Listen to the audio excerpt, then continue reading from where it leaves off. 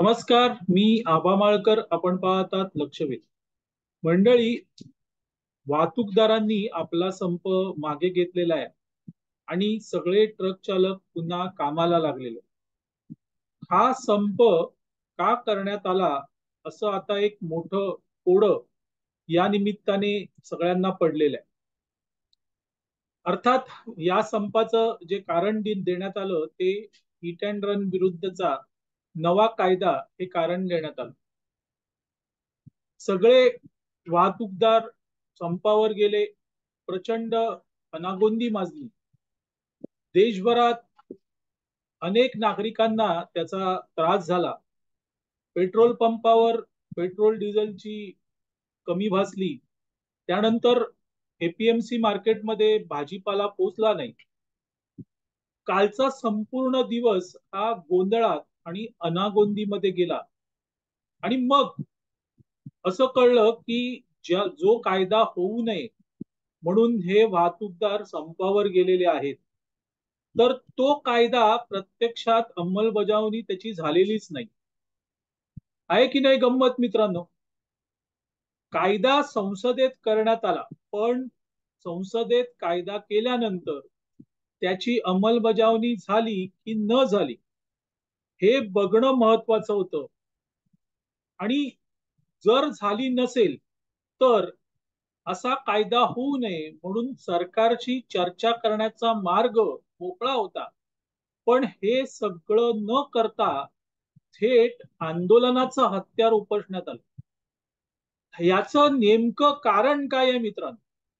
अशा प्रकारे देशात अनागोंदी माजवण्याचा याचा एक दिवस जो प्रयत्न झाला, त्याचे दोषी कोण आणि त्या दोषींवर कारवाई व्हायला नको का, हा माझा प्रश्न आहे. जर कायदा संसदेत झालेला आहे पण त्याची अंमलबजावणीच नाही, तर तो कायदा हा कसा वाईट आहे, कसा ट्रक चालकांच्या विरोधात आहे हे सांगून देशभरातील ट्रक चालकांना भडकवणारे ते कोण होते? आणि पुन्हा हा जो हिट अँड रनचा कायदा आहे तो काही केवळ ट्रक चालकांबद्दलच नव्हता किंवा नाहीये. तो प्रत्येक वाहनाबद्दल आहे. तो दुचाकी बद्दल आहे, कार बद्दल आहे, बसेस बद्दल आहे. प्रत्येक वाहनाबद्दल तो कायदा आहे. मग असं असताना तो कायदा फक्त ट्रक चालकांसाठीच आहे आणि त्या कायद्यामुळे ट्रक चालकांचं जीवन उद्ध्वस्त होणार आहे, इथपर्यंत अफवा पसरवणारे कोण होते? मंडळी, ही सगळे तेच होते ज्यांना देशात अराजकता, असंतोष निर्माण करायचंय. आणि का निर्माण करायचंय? तर देशात अराजकता, असंतोष निर्माण झाला तर मोदी सरकारच्या विरोधात एक प्रकारे वातावरण तयार होईल आणि त्याचा फायदा हा केवळ नरेंद्र मोदी हटाव म्हणून एकत्र आलेल्या विरोधी पक्षांना होईल. या हेतूने ही अराजकता माजवायची होती. आणि अगदी काल तसंच झालं. कायदा अस्तित्वात नाही, मग हा कायदा करण्यात आलेला आहे हे या ट्रक चालकांना सांगितलं कोणी? पुन्हा त्या कायद्याची अंमलबजावणी होते हे कोणी सांगितलं? अशा वेळेस ज्या व्यक्तींनी ही अफवा पसरवलेली आहे त्यांनी शुद्धपणे किंवा त्यांचा हेतू हा स्वार्थी हेतू आहे आणि त्यात राजकारण आहे. आणि ते राजकारण करण्यासाठी त्यांनी ट्रक चालकांना हाताशी धरलं होतं. आणि मग हे सगळं झालं. कायदा झाला. पर्याय होते की तुम्ही, कायदा झालाय, तुम्ही सरकारला भेटू शकता, त्यांना निवेदन देऊ शकता की बाबा असा कायदा करू नका. सरकारने चर्चेला बोलवलं असतं आणि चर्चेतून मार्ग काढला असता. पण तशी कोणतीही सूचना सरकारला न देता संपूर्ण एक दिवस संपूर्ण देश वेटीला धरणं, याला काय म्हणायचं? याला निश्चितच राजकारण म्हणता येईल. आणि ते राजकारण या ट्रक चालकांच्या ना हाती धरून खेळण्यात आलेलं आहे. आणि का खेळण्यात आलंय, का लोकांना वेठीस धरण्यात आलं, असं प्रत्येक जण जर सर्वसामान्य जनतेला वेठीस धरत असेल तर आता त्या विरोधात कडक कारवाई करण्याची गरज आहे.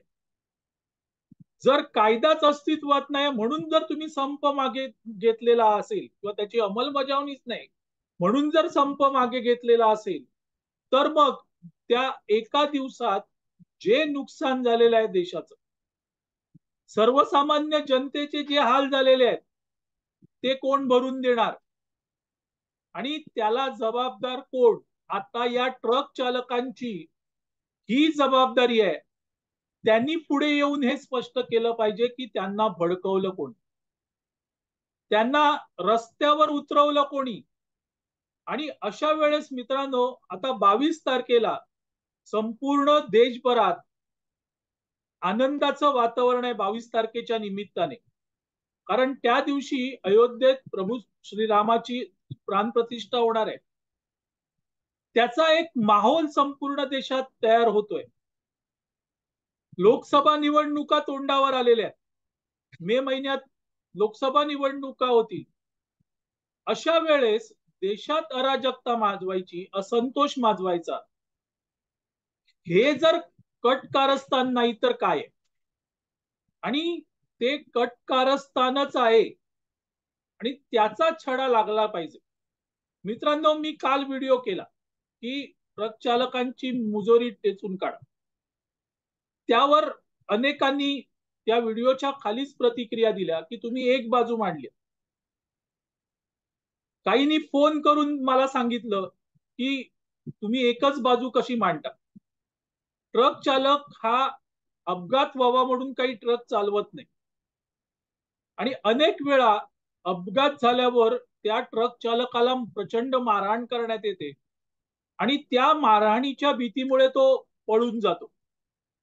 पण मित्रांनो, जेव्हा मला संबंधित लोक ही बाजू सांगत होती त्यावेळेस ती पण एकच बाजू होती ना, तीही एकच बाजू होती. दुसरी बाजू जिथे अपघात होतो आणि अपघात झाल्यावर जी व्यक्ती त्या अपघातात मृत्युमुखी पडते त्या व्यक्तीचा काय दोष, त्या व्यक्तीच्या कुटुंबियांचा काय दोष? अनेक वेळा मित्रांनो, ती व्यक्ती जी दगावते ती कुटुंबाचं पालन पोषण करणारी घरातली एकमेव व्यक्ती असते. मग तिचा काय दोष आहे? जर मी असं म्हणत नाही की सर्वच ट्रक चालक असं करतात, पण अशी उदाहरणही आहेत. आणि केवळ ट्रक चालक नाही, पुन्हा हा गैरसमज पसरवला जातोय. अनेक वेळा तर बाईकवाले अशा प्रकारे ठोकर देतात आणि पळून जातात. मुंबईत अशी किती उदाहरणं की बाईकवाल्यांच्या धडकेत वृद्ध व्यक्ती किंवा तरुण व्यक्ती मृत्युमुखी पडली, किती उदाहरणं मिळतात. ते नाही थांबत, ते निघून जातात. श्रीमंत कारवाले, श्रीमंत कशाला, गरीबही घ्या, तेही तेच करतात. ट्रॅफिक बद्दल रूल पाळायचे नाहीत, नियम पाळायचे नाहीत, हे आता सर्रास सुरू आहे. विरुद्ध दिशेने बाईकवाला येतो, गाडीवाला येतो आणि ठोकर देऊन पळून जातो. या सगळ्यांना चाप बसला पाहिजे की नाही? आणि त्यासाठी कायदे हे कडक व्हायलाच पाहिजे. त्या कायद्यांमध्ये काय प्रयोजन आहे नवीन कायद्यामध्ये ते बघा, ते बघायचं नाही. पण कायदे केले, जी व्यक्ती मृत्युमुखी पडते अशा अपघातांमध्ये त्या व्यक्तीचं काय? मित्रांनो, अनेक उदाहरण आहेत, जे अक्षरशः असंख्य उदाहरण आहेत. ठोकर दिली, 2 दिवस कोठडीत राहिला, तिसऱ्या दिवशी घरी. काय झालं बाबा, जामीन मिळाला. अरे पण मग जो मेला त्याचं काय? काही गैरफायदा घेणारी लोक पण आहेत. मग या सगळ्यातून सुवर्ण मध्य साधला पाहिजे आणि तो सुवर्ण मध्य साधताना केवळ आम्ही संघटित आहोत, केवळ आम्ही देशाला वेठीस धरू शकतो, केवळ आम्ही देश बंद करू शकतो, या हेकडीखाली कोणी जर काहीही करायला तयार होत असेल तर तेही चुकीचं आहे. आणि या देशातली जनता आता मान्य करणार नाही. शेतकरी कायदे केले, त्यातलं काय चांगलं आहे काही नाही बघितलंच नाही. चार लोक त्यांच्या त्या दलालांसाठी एकत्र आले आणि संपूर्ण देश त्यांनी वेठीस धरला. त्याचीच पुनरावृत्ती काल झाली मित्रांनो, त्याचीच पुनरावृत्ती झाली. पण सरकारनेही ठोस भूमिका घेतली म्हणून त्यांना मागे जावं लागलं. नाहीतर या लोकांनी अजून काही दिवस हा देश वेठीस धरला असता. आणि हे आता सर्वसामान्य म्हणून तुम्हाला आम्हाला कळलं पाहिजे. आपण हे जाणून घेतलं पाहिजे. आणि केवळ जाणून घेतलं नाही पाहिजे मित्रांनो, तर जिथे शक्य असेल सनदशीर मार्गाने तिथे त्याला विरोध झाला पाहिजे. देशातल्या जनतेची ताकद काय आहे ही मुठभर स्वतःला संघटित म्हणवणाऱ्या लोकांना आता दाखवण्याची वेळ आलेली आहे. आणि त्यासाठी मित्रांनो आता संघटित व्हायलाच पाहिजे. सर्वसामान्य जनता म्हणून संघटित व्हायला पाहिजे. नाहीतर या देशात सर्वसामान्यांच्या हिताचं काहीही होऊ शकत नाही. मंडळी विचार करा, जिथे शक्य आहे तिथे संघटित व्हा, त्याला विरोध करा. मंडळी तुर्तास इथे थांबतो. आपल्याला हा व्हिडिओ आवडला तर लाईक करा, शेअर करा, लक्षवेधला सबस्क्राईब करा. धन्यवाद.